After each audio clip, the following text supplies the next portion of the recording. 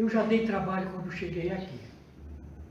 Eu dei trabalho para minha mãe, para o meu pai, que fazia um esforço tremendo para trazer mais um arteiro para esse planeta.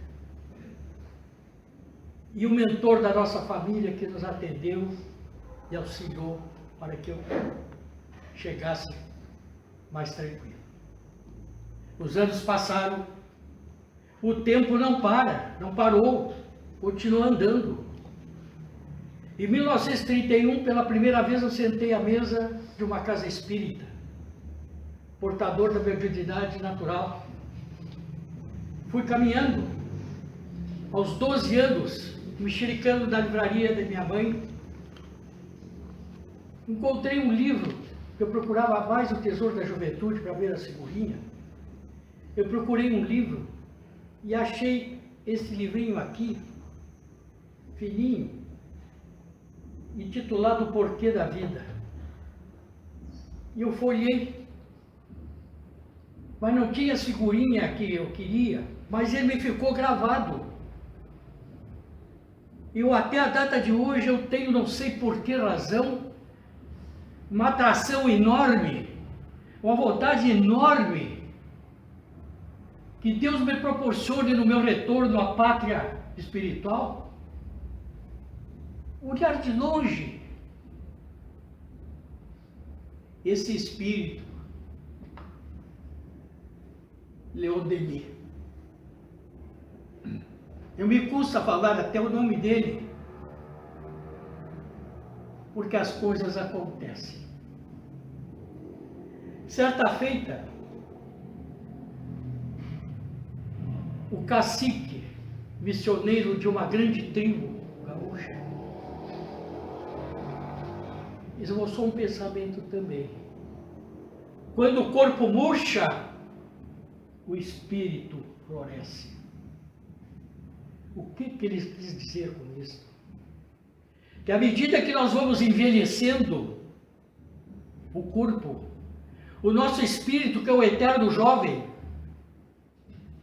vai captando toda a experiência adquirida, os ensinamentos durante a sua passagem no planeta.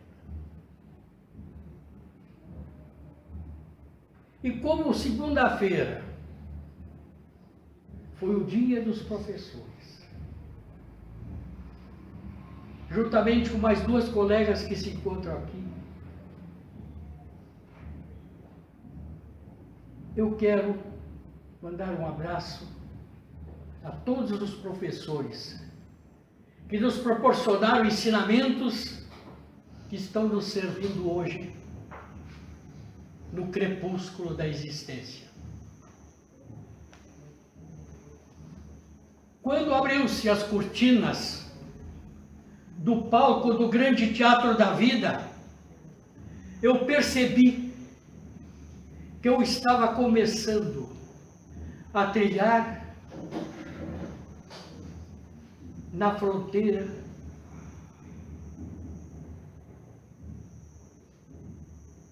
da escuridão, da aurora e crepúsculo. No crepúsculo da minha vida. E à medida que eu estou trilhando, meus irmãos, quando começou a preparação para os festejos dos 30 anos aqui, eu vi a velocidade do tempo. Quando perguntaram para Santo Agostinho o que era o tempo, Santo Agostinho parou e respondeu: meu irmão, se não me perguntarem, eu sei o que é o tempo. Mas se alguém me perguntar o que é o tempo, eu já não sei mais nada. Mais tarde eu busquei no livro do Hermínio Miranda, A Memória e o Tempo, uma explicação. Eu queria entender o que era o tempo. Eu precisava entender o que era o tempo. Nesse momento, no Alto Taquari, eu estava me aposentando. Eu estava me aposentando, consultando a minha companheira de jornada. Para onde é que nós vamos agora? Os filhos, que nem perdiz, tudo esparramado. Um morando no Japão, outro morando em Porto Alegre, outros morando em Lajeado. E aquilo veio de impulso. Vamos para Capão Novo. Capão Novo? Sim. Eu tinha uma casinha aqui. E nós íamos para cá. Depois de muita conversa, viemos para cá. Vocês não querem imaginar o impacto. Não se via pessoas na rua. Quando alguém caminhava, a gente corria para ver, vai vir alguém caminhando. Era só latido de cão, miado de gato, baixo dos sapos, era só o que se ouvia. Aqui não existia nada. Não existia nada. Em uma das reuniões do Evangelho do Lar que fazíamos, que não perdemos o hábito, uma das orientações que nos veio do espaço foi: vocês são a semente. Vocês deverão plantar aqui a doutrina espírita. Eu me assustei. Me assustei, olhei para a Dorotinha e disse para ela: mas aqui com quem? Tem ninguém? Não tem ninguém aqui. Eu não sou rico para comprar uma casa e construir aqui e fazer uma sociedade espírita. A gente não passou uma semana, nós fomos descobrir que na rua que nós morávamos, Boca de Leão, era uma casa quase ao lado de outra de espírita. A maioria, claro, veranista, mas que estavam seguindo aqui. Mas nós precisávamos de um lugar para nos reunir, daí começamos a convidar. Mas antes disso eu saí na rua, quando eu recebi aquele recado, eu olhei para cima: mas meu Deus, olha o que ele está fazendo para mim.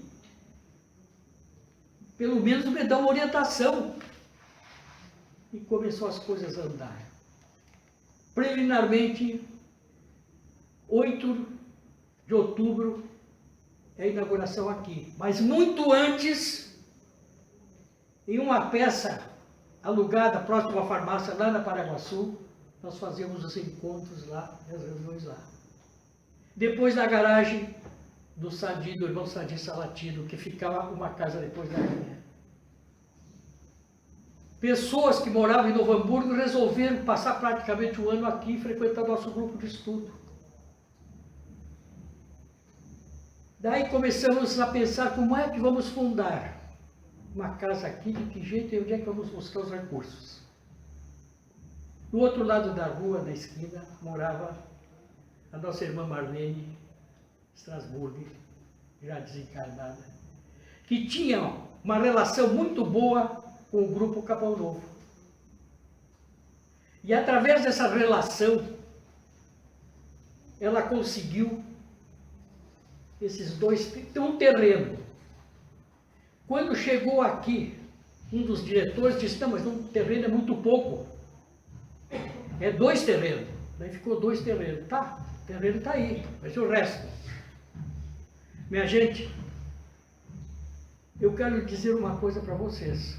Eu comecei na Casa Espírita João Cardoso de Mello, em Porto Alegre, lá nos anos 20 e pouco, 30 e pouco, 40, e ela existe até hoje lá. Nunca eu vi ou conheci uma casa espírita que fosse feito os alicerces e ela fosse concluída em 1 ano e pouco, com tudo pago. Porque o espírito é muito bondoso, ó, vocês nem querem saber. As mãozinhas fechadas, se cair na água, periga morrer afogado. E daí começamos a pedir, mas tal, aquela chorinha, aquela coisa toda, mas através dos chás, etc, fomos realizando.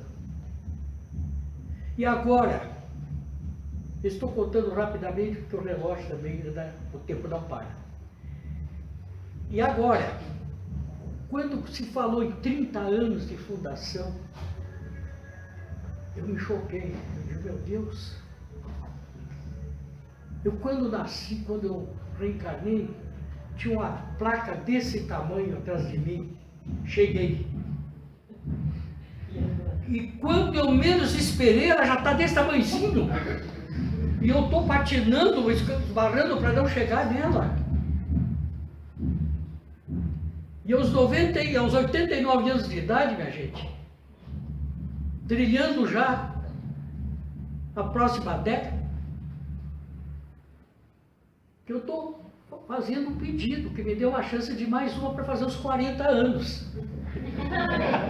Estou pedindo uma chance. Aliás, eu fiz um compromisso com a Dercy Gonçalves, que morreu há 100 e poucos anos. Espera um pouquinho aí que eu chego lá.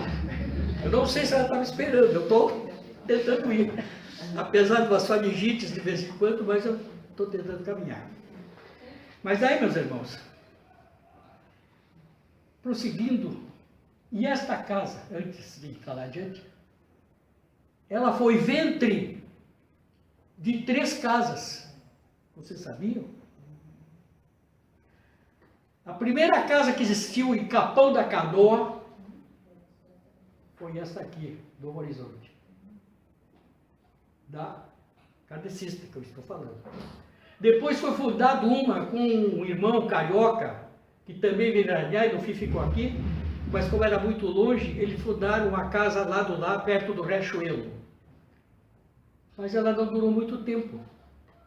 Daí tiveram que fechar a casa e ele foi embora para o Rio e ficaram também bem desprotegidos por lá.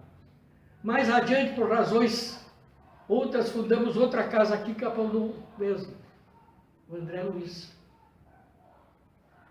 Tem outra, que a origem é daqui, o Allan Kardec e Capão. E as 3 casas, é a nossa, é a matriz. Então, meus irmãos, esta casa é o Hospital de Espíritos Encarnado, que aqui vem, como todos nós que estamos aqui, sempre em busca da palavra, do conforto, da tranquilidade, da paz, da harmonia, do amor, principalmente. Cada um com os seus problemas íntimos, buscando uma solução. E como curiosos que nós somos, sempre queremos saber quem vai nos ajudar. Via de regra, às vezes por desconhecimento da doutrina, sempre a gente acha que o seu Meri, ou a dona Doroti, ou a dona Diana, ou fica qualquer um dos trabalhadores da casa, aquele ali é o curandeiro. Não, aqui não existe curandeiro. Existe isto sim, médiums,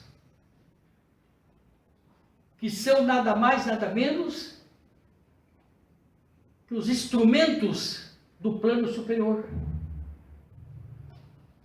Não é só o planeta Terra que existe, esta é mais uma morada da casa do nosso Pai.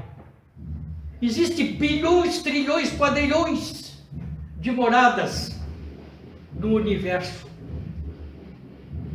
Só no nosso sistema, né, colegas? Quantas moradas temos? Que o homem que habita esta morada tem a pretensão de inventar um foguete ou coisa que o valha para ele levar em outro planeta para começar lá uma nova cidade. Jamais vão conseguir isso. Jamais. Só perto do Sol ali dá 400 não sei quantos graus de caloria. O Vênus, que é um dos mais próximos, tem isso. E é inabitável. Agora estão achando que o Marte vai ser a fuga. Não. A nossa passagem é aqui. Inabitável para nós. Claro, é inabitável para nós. A nossa passagem é aqui, nós estamos nos preparando. Nós estamos nos preparando para vidas futuras em outras moradas que o Pai, o nosso Criador, o Criador do Universo, reservou. Muitos serão chamados e poucos os escolhidos. Não vão pensar que todos que morrem, vai todo mundo entrar na mesma porta e já vai direto. Não. Vai depender do comportamento de cada um na sua passagem aqui por esse planeta. Com as inúmeras responsabilidades que nós, como pais principalmente, eu acredito que eu sou o mais velho aqui dentro desse salão, que nos foi entregue às mãos para os filhos que torcemos e que alguns a gente falha e outros a gente consegue elevar o patamar mais alto. Nós mesmos temos um que mora no Japão, que era católico, maior que o senhor não tinha. Ele é casado com uma japonesa, a nossa nora. Ele fundou uma casa espírita no Japão. E sabe qual é a maior missão dele lá? Porque sabe que o índice de suicídio é muito grande. Então ele começou a ver por onde ele poderia começar, para começar a conscientizar. Começou então pelas crianças. O Evangelho, segundo o Espiritismo, evangelizando as crianças. Os pais foram chegando e a casa dele hoje está lotada de japoneses. Centro Espírita Florescer. É o Centro Espírita Florescer. Ele está até no Face, dá notícias semanalmente. Eles levam daqui do Brasil palestrantes para fazerem palestra lá. Livros, ele conseguiu, da última vez que ele esteve aqui, ele esteve lá em casa, foi o ano passado, né? Ele levou 70 livros doados pela federação para o Centro Espírita lá. Para virar os presídios. E sabe para onde que é encaminhado esses livros? Presídio. Eles visitam o presídio semanalmente e para os presos eles dão um livro para ler, conversa, etc, etc, e assim estão fazendo os irmãos. Bem igualzinho ao Brasil, né? Bem igualzinho. Minha gente, a Anissete, sendo entrevistada pelo Pedro Bial, a Anissete Bruno, vocês conhecem ela, atriz, sendo entrevistado, o Bial perguntou para ela: escuta, Anissete, é verdade que tu tens uma religião que acredita na morte, da vida depois da morte? Ela falou assim: não, para aí. Olha só, nunca eu tinha escutado isto. Tinha me apercebido disso, eu sempre ficava na outra ponta, na ponta de cá, eu nunca havia pensado nisso. Eu até tomei nota aqui, eu digo, não, isso eu vou levar para os meus companheiros de doutrina saberem disso. Não, Bial, a vida não começa no berço e tampouco termina no túmulo. Por quê? Nossa vida é eterna. Não existe morte para o espírito. Morre essa carcaça que nós vestimos emprestada temporariamente. Esta morre. Mas o nosso espírito, ele continua na sua caminhada. Por isso, meus irmãos, é plantando que se colhe. Vamos começar a plantar sementes sadias, começar pelos nossos filhos, netos, irmãos, amigos, mesmo aqueles que estão desviados, começar a plantar, para o dia que partirem, da maneira violenta como estão partindo, possam chegar lá pelo menos como um conhecimento, e serem bem recebidos pelos seus companheiros da espiritualidade, porque nós continuamos com a nossa família espiritual. A nossa família espiritual é uma, a nossa família corporal é outra.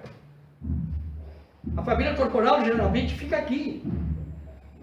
E a espiritual está lá nos esperando. Às vezes estão encarnados junto de nós por razões outras, porque se nós formos entrar agora, sabe, a palestra vai terminar amanhã ao meio-dia. Então, como as horas aqui são contadas e já estamos nos aproximando, eu só quero repetir mais uma. Essa é de Sócrates, todo mundo sabe. Quanto mais eu penso que sei, eu vejo que nada sei. Então, nessa minha caminhada, nessa existência, gente, como dizia o Mário Quintana, ele dizia que saudades das ruas que eu não passei. E eu, como um beduíno que provavelmente fui na existência passada, não tenho paradeiro, Só aqui em Capão da Canoa já nos mudamos 6 vezes e já estamos na véspera da 7ª. Eu não consigo parar muito tempo no lugar, mas sempre rodeando por aqui, né? Sempre rodeando por aqui. Então, eu tenho saudades dos lugares que eu fui. Por exemplo, em último dos meus sonhos, me proporcionaram vislumbrar a casa que eu morei na existência passada, em Lyon. Vocês se lembram daquelas casas antigas, que era assim, que chamavam cachorro sentado?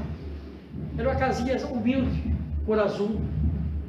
Me deu uma saudades enorme, vocês não imaginam.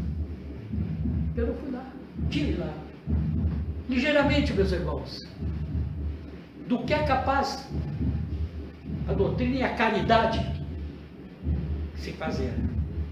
Eu sofria de uma dor de cabeça tremenda deste lado, a ponto que chegava o meu olho cair e quase que fechar. Não tinha remédio que curasse. Quando me dava, me deixava quase cego. Vira para lá, vira para cá, vira para lá, vira para cá. Fui fazer uma regressão lá no Círculo da Luz.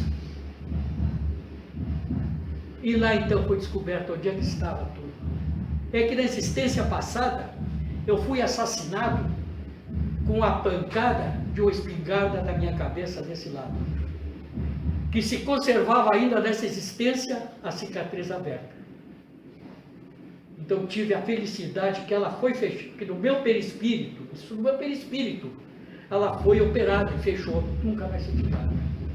Foi merecimento que eu tive, por alguma coisa boa que eu fiz, talvez tenha feito. E assim são as coisas que acontecem. A caridade, meus irmãos, que ela seja executada a toda hora. Fazei, então olhai a quem.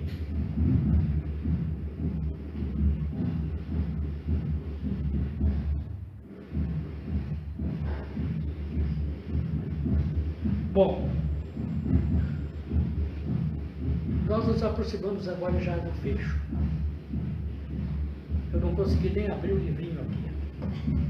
Eu consegui nem abrir o livrinho para passar uma parte aqui.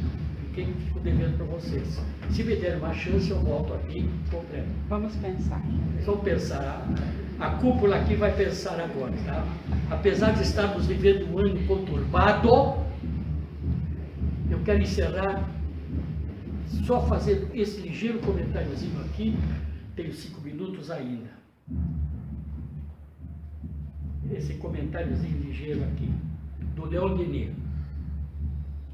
Ao mesmo tempo que as instituições políticas e sociais se modificam, os cultos são esquecidos.